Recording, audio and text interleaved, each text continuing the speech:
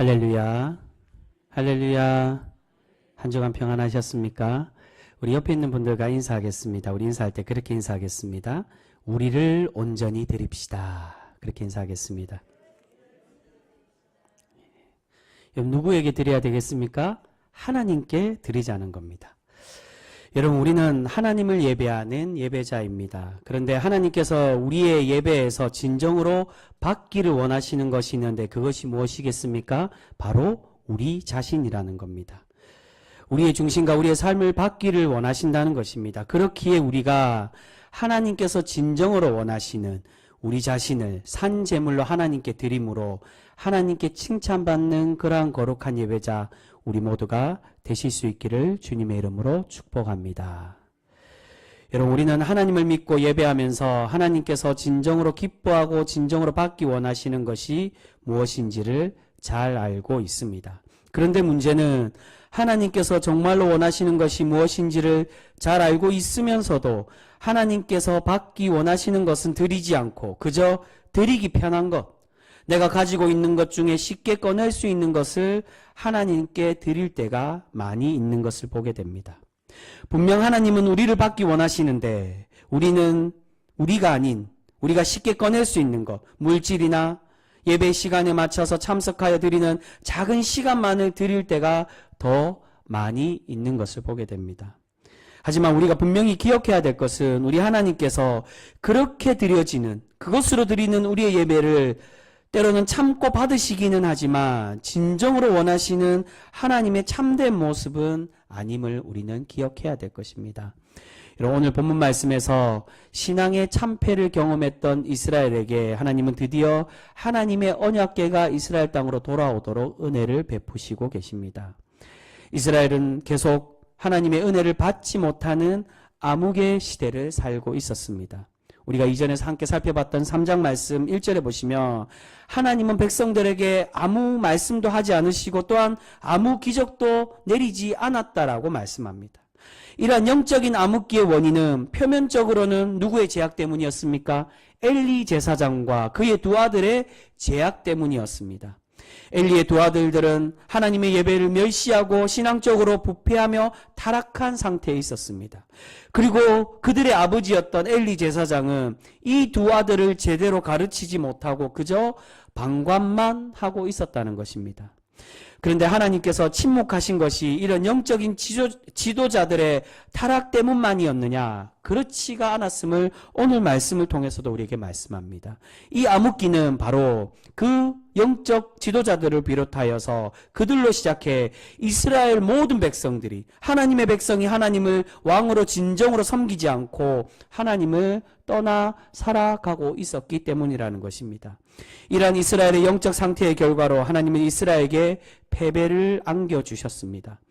이스라엘은 블레셋과 처음 전쟁을 하면서 하나님을 찾지 않았습니다. 무엇을 찾았습니까? 무엇이 있으면 우리가 전쟁에 이긴다고 생각했습니까? 이전 앞에 4장 말씀에 하나님의 임재를 상징하는 언약궤만 있으면 이것을 의지하며 이것을 믿고 우리가 이것을 모시고 오면 이길 수 있다라고 이스라엘 백성들은 착각하고 있었다는 겁니다.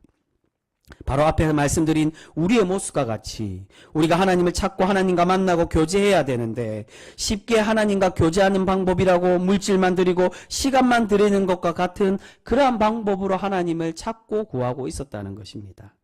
이러한 영적인 침체기의 이스라엘에게 하나님은 범죄의 뿌리였던 엘리와 그의 두 아들들을 블레셋과의 첫 전쟁에서 패하게 하시면서 이들의 가문, 이들의 집안도 심판하셔서 죽게 만들고 계십니다. 이러한 상황에서 하나님의 언약궤가 뺏기고 이제는 다시 이스라엘 땅으로 하나님의 언약궤가 돌아왔습니다. 그런데 그런 일을 겪었던 이스라엘에게 변화가 생기기 시작했습니다. 어떤 변화입니까? 다시금 하나님을 찾고 하나님께 돌아가려는 회복의 모습이 생겨나게 되었다는 겁니다. 바로 그 말씀이 오늘 2절 말씀에 나옵니다. 우리 2절 말씀 같이 읽겠습니다. 2절입니다. 같이 읽습니다. 시작. 궤가 길랏 여아림에 들어간 날부터 20년 동안 오래 있은지라 이스라엘 온 족속이 여호와를 사모하니라. 아멘. 여기서 갑자기 이스라엘 온 족속이 여호와를 사모하였다라고 말씀하고 있습니다. 전혀 변화된 모습, 하나님을 사랑하려고 사모하려고 노력하는 모습도 없었는데 하나님을 사모했다라고 말합니다. 근데 여러분, 여기서 사모했다는 말은 히브리어 원어로 바이나후라는 단어를 사용합니다. 근데 이 말은 원래 사모한다는 뜻이 아니라 슬퍼하다, 부르짖다라는 뜻으로 되어 있습니다. 72역 성경에서는 이 말을 방향을 바꾸어서 응시하다로 표현을 하고 있습니다. 즉, 이 말은 이스라엘이 이전에 자신들의 잘못을 깨닫고 하나님께로 돌아가려고 자신의 방향을 하나님께로 응시하여 눈물을 흘리며 하나님께 부르짖고 있었다는 것입니다. 이러한 이스라엘의 돌이키려는 모습에 사무엘은 백성들을 불러 모아서 미스바로 불러 모아 회복의 운동을 시작하고 있습니다. 우리 그 말씀 3절과 4절 말씀입니다. 3절에서 4절 말씀 같이 읽습니다. 시작. 사무엘이 이스라엘 온 족속에게 말하여 이르되 만일 너희가 전심으로 여호와께 돌아오려거든 이방 신들과 아스타롯을 너희 중에서 제거하고 너희 마음을 여호와께로 향하여 그만을 섬기라. 그리하면 너희를 블레셋 사람의 손에서 건져내시리라. 이에 이스라엘 자손이 바알들과 아스타롯을 제거하고 여호와만 섬기니라. 아멘. 사무엘은 이스라엘이 부르짖고 돌이키려는 모습에 이제 백성들을 회개시키고 있습니다. 이전에 가졌던 죄악과 부정한 모습들, 하나님을 왕으로 섬기지 않고 우상을 숭배했던 그 죄악들을 모두 제거하라고, 그렇게 제거하여 버리고 하나님만을 바라보라고 명령하고 있는 것입니다. 이러한 명령에 이스라엘은 그 말씀에 따라 하나님만을 찾고 하나님만을 고백을 하고 있습니다. 그리고 이렇게 자신들의 부정을 제하여 버린 이스라엘에게 사무엘은 회개의 기도를 시키고 있습니다. 우리 5절에서 6절 말씀도 같이 읽겠습니다. 5절에서 6절 말씀 같이 읽습니다. 시작. 사무엘이 이르되 온 이스라엘은 미스바로 모이라. 내가 너희를 위하여 여호와께 기도하리라 하매 그들이 미스바에 모여 물을 길어 여호와 앞에 붓고 그날 종일 금식하고 거기에서 이르되 우리가 여호와께 범죄하였나이다 하니라. 사무엘이 미스바에서 이스라엘 자손을 다스리니라. 아멘. 지금 사무엘은 단순히 하나님만을 섬기겠다고 말로만 다짐하지 않습니다. 부정을 제하여 버리고 또한 하나님 앞에 온 백성이 함께 모여 간절히 하나님께 회개하며 부르짖으며 기도하고 있었다는 겁니다. 금식을 한다는 건 결단을 의미합니다. 하나님, 이제 내가 하나님께 맡기고 하나님을 향한 열심의 우리의 중심을 하나님께 보이고 그렇게 나의 모든 것을 비워내니 하나님 나의 기도를 받으시고 나와 함께하여 달라고 그렇게 하나님을 찾고 구하는 그 결단의 모습이 금식이며 그 모습에 따라 하나님께 내가 범죄했다라고 하나님 나를 도와달라고 간절히 기도를 하고 있었다는 것입니다. 여러분, 이 모습에는 하나님께서 우리에게 바라시는 신앙의 모습이 있습니다. 그것은 우리가 하나님께 은혜와 복을 받고 하나님을 기쁘시게 하는 예배자가 되기 위해서는 가장 먼저 진실한 회개와 결단이 필요함을 우리에게 말씀해 주고 있는 것입니다. 조금 전에 읽었던 3절 끝에 보시면 그리하면 너희를 블레셋 사람들 손에서 건져내시리라고 우리에게 말씀합니다. 건져낸다는 건 하나님께서 구원하여 주시고 사랑하시고 은혜를 내려주시겠다라는 뜻입니다. 근데 어떻게 하면 이 은혜를 내려주시겠다라고 말씀합니까? 사무엘이 무엇을 요구합니까? 죄악을 제하여 버리라고. 너희가 이전까지 엘리만의 죄악이 아니라 하나님이 암흑 속에서 아무 말씀 안 하시고 기적을 내리지 않으신 이후 너희가 바알과 아스타롯을 섬기고 있었기 때문에 그 죄악된 것을 버리고 나아갈 때, 그렇게 하나님만을 섬길 때 하나님이 오늘 블레셋을 이길 수 있도록, 블레셋에서 우리를 구원받을 수 있도록 은혜를 내려주신다라고 약속해주고 있습니다. 여러분, 여기서는 굳이 두 가지로 나누어서 설명하고 있지만 여기에서 중요한 것은 우리가 하나님께 은혜와 복을 받는 비결은 먼저 하나님께 진실되게 회개하고 우리의 죄악을 끊어내고 살아갈 때 우리 하나님께서 우리에게 은혜를 더하여 주시는 줄 믿습니다. 여러분, 이것은 우리 신앙인들에게 너무나도 중요한 원리입니다. 왜냐하면 우리가 하나님께 우리의 죄악을 회개해야 되는 것을 알면서도 말로는 회개하지만 진정한 회개인 결단과 끊어냄이 없을 때가 더 많이 있다는 것입니다. 여러분, 우리가 하나님께 잘못했다고 회개한다고 고백은 하지만 그 죄악을 끊어내지 못한다면 그러한 회개는 어떤 회개입니까? 진실된 회개가 아니라는 겁니다. 지금 사무엘은 그것을 요구하고 있습니다. 너희가 하나님께 금식하며 기도하는 것은 끝나는 것이 아니라 이제는 그 죄악에서 떠나 그것을 끊어내라고 요구하고 계십니다. 여러분, 이렇게 말로만 회개하는 것, 그것을 어떤 회개, 어떤 은혜라고 말합니까? 이것을 디트리 보네포 목사님은 값싼 은혜라고 그렇게 표현합니다. 진짜 하나님의 값비싼 고귀한 은혜가 아니라 입술로는, 말로는 회개하지만 우리 중심에서 우러나오는 회개인 결단과 헌신이 전혀 없는 이 회개를 값싼 은혜, 값싼 회개라고 그렇게 부르고 있는 것입니다. 원래 예배 순서에 보시면, 우리 예배 순서에는 그렇게 없지만 원래 이 전통 예배 순서에 보시면 예배 초반에 회개의 기도, 참회의 기도 순서가 보통 들어 있습니다. 그 참회 순서, 이 참회의 기도가 보통 보편적으로 전통 예전에 들어가 있는 예배 한 순서입니다. 근데 이 참회 기도가 언제 드리느냐? 예배 초반에 드린다는 겁니다. 이 말은 우리가 하나님을 만나는 이 예배, 하나님을 만나고 하나님과 진정한 교제하기 위해서는 우리의 삶에서 또한 더 나아가 일주일 동안에 우리가 살아가면서 지었던 죄들을 온전히 회개하고 씻어낸 이후에 하나님을 만나야만 하는 것입니다. 이것은 우리가 출애굽기를 하면서 함께 나누었던 말씀입니다. 제사장이 하나님께 제사 드리기 위해 무엇을 먼저 어디에서 손을 씻습니까? 물두멍에다가 손과 발을 씻고 자신을 정결하게 하고 하나님께 나아가는 모습과 같은 것이라고 할 수 있습니다. 우리가 하나님께 진정으로 나아가기 위해서는 우리의 부정을 제하여 버리고 하나님께 진실된 회개 이후에 하나님께 나아가야만 한다는 것입니다. 그런데 참 안타깝게도 현대교회는 회개해야 된다라고 하면 불편해할 때가 많이 있습니다. 그냥 좋은 말만 해주고 축복만 해주면 좋겠는데 왜 교회에 와서는, 왜 목사님들은 계속 회개하라고만 말하는 것일까라고 생각하는 이들이 있습니다.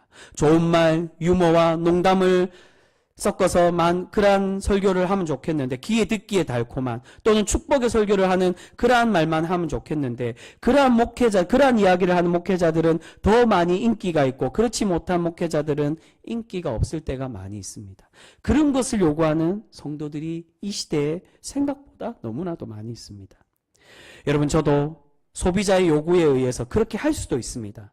하지만 저도 부족하지만 하나님의 말씀을 전하는 목회자 양심으로 하나님께서는 우리가 회개하고 정결하기를 바라시는데, 그 회개하고 정결된 이후에 하나님을 만나 하나님의 복을 체험받는 백성이 되기 원하시는데, 제가 제 마음대로 소비자들을 원하는 그 설교대로 칭찬과 복을 선포한다고 해서 하나님께서 복을 내리시느냐? 결코 그렇지가 않다는 겁니다.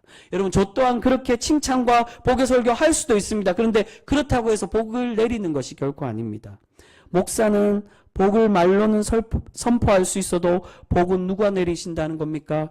바로 우리의 참 구원자 되신 하나님께서만 우리에게 복을 내리시고 우리에게 은혜를 내려주시는 분이신 줄 믿습니다. 여러분, 또한 어떤 분들은 우리가 회개해야 된다고 말하면 자신보다 그 회개가 남들에게 해당하는 말이라고 생각하는 분들도 있습니다. 이건 나에게 해당되는 말이 아니라고, 도리어 네가 해야 된다고, 너만 회개하면 된다라고 자신은 그 회개의 자리에서 쏙 빠지는 사람들이 있습니다. 여러분, 회개는 저를 비롯해서 또한 우리 모두가 해야 되는 것입니다. 그래서 오늘 6절에 보시면 사무엘이 어떻게 기도하고 있습니까? 백성들을 불러 모아서 함께 기도할 때 하나님, 이들이 여호와께 범죄했다라고 이들이 용서해달라고 기도합니까? 그렇지 않고 6절 후반에 보시면 우리가 여호와께 범죄하였나이다라고 함께 회개하며 하나님께 기도를 하고 있습니다. 여러분, 천주교 미사를 참석해 보면 우리의 참회 기도와 같은 그런 고백을 이 미사, 이 예배 초반 때 하는 것을 볼 수 있습니다. 저도 군대에서 천주교, 기독교는 기독교이기 때문에, 제가 전에도 말씀드렸지만 기독교는 그리스도교의 한문어 줄임말입니다. 이 기독교는 개신교와 천주교, 이제 구교를 다 합쳐서 기독교라고 말합니다. 그래서 천주교도 경험해 봐야 되기 때문에 군대에서 오전 예배를 끝나고 오후에 천주교 미사를 참석해 본 적이 있는데, 어릴 때 제 친구도 천주교 다니던 친구가 그 미사에 대해서 그렇게 설명한 적이 있습니다. 천주교 미사 때 초반에 우리와 동일하게 참회 기도를 하는데 그 참회 기도를 한 이후에 그 성도들이 또한 그 신부가 함께 선창하는 내용이 있습니다. 그것이 뭐냐면 가슴을 치며 가슴을 3번 치며 내 탓이요 내 탓이요 죄만은 내 탓이로소이다 하며 그 회개에 대한 고백을 함께 드리는 것을 볼 수 있습니다. 누구의 잘못도 다른 이들의 죄악이 아니라 바로 내 탓이라는, 나의 죄 때문에 예수님이 죽으시고 돌아가셨다는 겁니다. 여러분, 우리 주님께서 죽으신 것은 바로 나의 죄 때문에 돌아가신 것입니다. 다른 사람들의 죄가 아니라, 너 때문에 돌아가셨다는 게 아니라 죄 많은 나 때문에 나를 살리고자 나를 죽기까지 사랑하셔서 나를 위해 돌아가신 것인 줄 믿습니다. 여러분, 우리가 이 은혜와 사랑을 깨닫지 못하며 결코 하나님께 온전히 나아가는 참된 예배자가 될 수가 없는 것입니다. 여러분, 오늘 이렇게 하나님께 진실되게 부르짖고 결단하며 회개하는 이스라엘에게 하나님은 어떤 은혜를 베풀어 주고 계십니까? 이전에는 언약궤를 의지했던 그 백성들이 하나님께 부르짖고 하나님을 찾을 때 블레셋을 이길 수 있도록 은혜를 베풀어 주시는 것을 볼 수 있습니다. 앞에 4장에서는 어떻게 되었습니까? 같은 장소였던 이 에베네셀에서 전쟁을 했는데 블레셋에게서 패하고 말았습니다. 그리고 전쟁에서 엘리의 두 아들이 죽고 그 아들이 죽었다는 소식에 엘리는 목이 부러져서 죽고 말았습니다. 근데 그때와 지금은 어떤 차이가 있기 때문에 이렇게 결과가 달라지고 있습니까? 앞에 4장에서는 누구를 찾았다고요? 하나님을 찾은 것이 아니라 언약궤만을 찾고 있었다는 겁니다. 하나님께 진실되게 나아가고 회개하며 하나님을 찾은 것이 아니라 그저 앞에 말씀드린 것처럼 주머니에 쉽게 꺼낼 수 있는 헌금을 드린 것처럼 하나님을 쉽게 찾는 방법을 택하고 말았습니다. 그렇게 가식적인 모습에 하나님은 블레셋에게 패하도록 그렇게 만드셨습니다. 그런데 오늘 말씀에서는 이스라엘이 어떻게 하고 있습니까? 함께 모여서 기도하던 중에 블레셋이 쳐들어왔다는 이 소식에 이전의 실수를 반복하지 않는 것을 볼 수 있습니다. 사무엘에게 요청합니다. 하나님께 기도하여 달라고. 이전처럼 똑같이 언약궤를 찾고, 언약궤만 있으면 우리가 살겠지. 그 물건만 있으면 살겠지. 헌금만 드리면 기뻐하시겠지. 그것이 아니라 이제는 하나님께 기도하며 하나님께 기도하여 달라고 진정으로 하나님을 찾고 하나님의 은혜를 구하고 있는 것을 볼 수 있습니다. 우리 그 말씀 8절과 9절 말씀입니다. 우리 8절과 9절 말씀 같이 읽겠습니다. 시작. 이스라엘 자손이 사무엘에게 이르되 당신은 우리를 위하여 우리 하나님 여호와께 쉬지 말고 부르짖어 우리를 블레셋 사람들의 손에서 구원하시게 하소서 하니 사무엘이 젖 먹는 어린 양 하나를 가져다가 온전한 번제를 여호와께 드리고 이스라엘을 위하여 여호와께 부르짖음에 여호와께서 응답하셨더라. 아멘. 지금 사무엘은 하나님께 쉬지 않고 부르짖으며 기도하고 있습니다. 그리고 또한 9절에서 무엇을 드렸다라고 말씀합니까? 하나님께 온전한 번제를 드리고 있는 것을 볼 수 있습니다. 여기서 온전한 번제란 사실은 형식적인 것에는 완전히 태우는 화제, 이 구약에서 온전한 번제를 몇 번 설명하며 나옵니다. 그런 온전히 태우는 번제를 말합니다. 그런데 여기서 말하는 사무엘이 지금 하나님께 드리며 기도드리는 이 온전한 번제는 의식적으로 이 제물만 온전히 태웠다, 그걸 말하는 게 아니라 자신의 중심을 온전히 드리는 전적 헌신, 온전히 진실된 마음으로 하나님을 찾고 기도했다는 그 신앙의 중심을 의미하고 있는 것입니다. 이스라엘 백성들이 이전처럼 언약궤로 가식적인 신앙으로 하나님을 찾고 그렇게 하나님께 예배한 것이 아니라 하나님께 진정으로 부르짖고 금식하며 회개하여 하나님을 찾았던 것처럼 사무엘에게, 영적 지도자에게 우리를 위해 기도하여 달라고, 하나님이 도움을 달라고 그렇게 요청하며 하나님을 찾고 부르짖을 때 하나님이 응답해 주고 계시는 줄 믿습니다. 여러분, 번제는 동물을 죽여서 피를 흘리고 태워서 하나님께 드려지는 제사를 말합니다. 이 번제를 우리가 원래는 번제라는 건, 제사라는 건 사실은 우리가 죽어야 되는데 우리가 죽을 수 없기 때문에 우리 대신해서 동물을 죽여서 대신 드리는 것이 바로 하나님께 드리는 제사, 번제라고 말합니다. 근데 우리가 대신해서 우리가 죽지 못하고 동물을 대신해서 드리지만 우리에게 동일한 헌신과 드림을 요구하는 신앙의 고백이 있습니다. 구약에서부터 나온 고백이란 무엇입니까? 바로 할례라는 것입니다. 하나님이 아브라함과 처음 언약을 맺으시면서 자신을 온전히 이제는 결단하고 드리는 그 헌신의 신앙 고백, 할례를 드리라고 말씀합니다. 할례는 표피를 칼로 잘라내고 피를 흘려서 이전 그 겉에 싸고 있는 살을 벗겨내고 잘라내는 결단을 의미하는 예식입니다. 이것이 나중에 신약에 와서는 어떠한 예식으로 그렇게 바뀌어 이어집니까? 바로 세례와 같은 의미로 이어지게 되는 것입니다. 신약에서도 할례를 받았지만 그 할례를 대신해서 드려진 신앙의 고백과 예식이 바로 세례였습니다. 근데 성경에서 모세와 사도 바울이 계속 강조하는 할례가 무엇입니까? 바로 마음의 할례라는 겁니다. 이스라엘이 눈에 보이는 언약궤만을 찾고 하나님을 만났다고 생각하는 것이 아니라 하나님을 진실되게 회개하고 하나님께 진실되게 회개하고 하나님을 진정으로 찾고 죄악을 끊어내는 결단을 요구하셨던 것처럼, 잘라내라고 요구하셨던 것처럼 우리의 중심을 온전히 드리는 마음의 할례를 우리에게 바라고 계신다는 것입니다. 지금 사무엘이 드리는 온전한 번제가 바로 그러한 예배라고 할 수가 있습니다. 온전히 자신을 드리고 온전히 중심을 다하여 하나님을 만나고 있었다는 것입니다. 이러한 참된 헌신으로 나아갔을 때 하나님은 지금 그 부르짖음과 그 기도, 그 번제에 응답하시고 이스라엘을 이길 수 있도록 은혜를 베풀어 주고 계시는 것입니다. 사랑하는 성도 여러분, 우리가 하나님께 복을 받고 은혜 충만한 백성이 되기 위해서는 죄를 끊어내는 결단과 진실된 회개 없이는 결코 일어나지 않습니다. 우리가 이 신앙의 원리를 분명히 기억하여서 하나님을 만나고 하나님께 나아갈 때 하나님께서 우리를 거룩한 성도, 하나님이 기뻐 받으시고 칭찬하시는 그러한 백성으로 우리를 날마다 세워가 주실 줄 믿습니다. 여러분, 1907년 하면 우리가 알고 있는 신앙운동이 있습니다. 무엇입니까? 바로 평양 대부흥이 일어났던 때입니다. 1907년 때는 비록 그 시대적인 상황은 암울한 일제치레아의 시대였지만 신앙으로는 대부흥이 일어났던 은혜의 해라고 말합니다. 그래서 그때의 대부흥을 기억하여 다시 그 부흥을 바라면서 2007년에 이 대부흥 100주년이 되던 해에 어게인 1907년이라고 다시 1907년의 대부흥으로 돌아가자는 제목으로 부흥과 회복의 운동을 펼친 적이 있었습니다. 그런데 그 결과가 어떻게 되었을까요? 사실은 우리 통합체뿐만이 아니라 많은 기독교에서 대대적으로 초교파적으로 어게인 1907년 다시 그 부흥의 때로 돌아가자고 그렇게 슬로건을 걸고 그렇게 부르짖으며 함께 그 부흥의 때로 요청한 적이 있습니다. 근데 그 결과가 2007년에 부흥의 운동은 결국 실패로 돌아가고 말았다는 겁니다. 그때는 행사를 대대적으로 하고 그렇게 희양찬란하게 플랜카드를 걸고 슬로건을 걸고 했지만 아무런 변화도 일어나지 않고 1907년의 부흥은 다시 오지 않았습니다. 여러분, 왜 그랬을까요?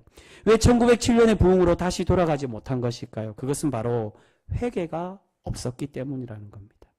여러분, 1907년 평양 대부흥은 다른 것으로 시작된 것이 아니라 성령님께서 은혜 주셔서 길선주 장로님의 회개로부터 시작하여 그 집회에 참석했던 모든 사람들이, 심지어 선교사님까지 내가 이 한국의 조선의 사람들을 멸시하고 미개한 사람으로 그렇게 생각했다라고 그 영적 지도자까지 무릎 꿇고 회개했던 그 모습으로 시작됐던 부흥이 바로 1900 평양 대부흥의 운동이었다라고 말합니다.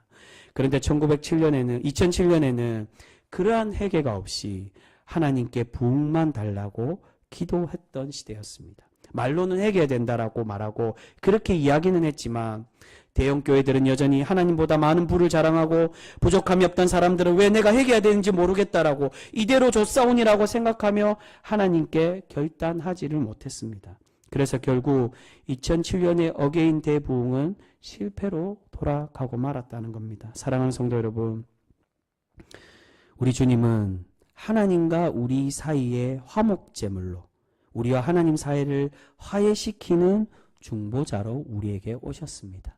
그러니까 하나님과 만나는 우리가 되기 위해서는 예수 그리스도의 그 화해가 필요하다라고 말합니다.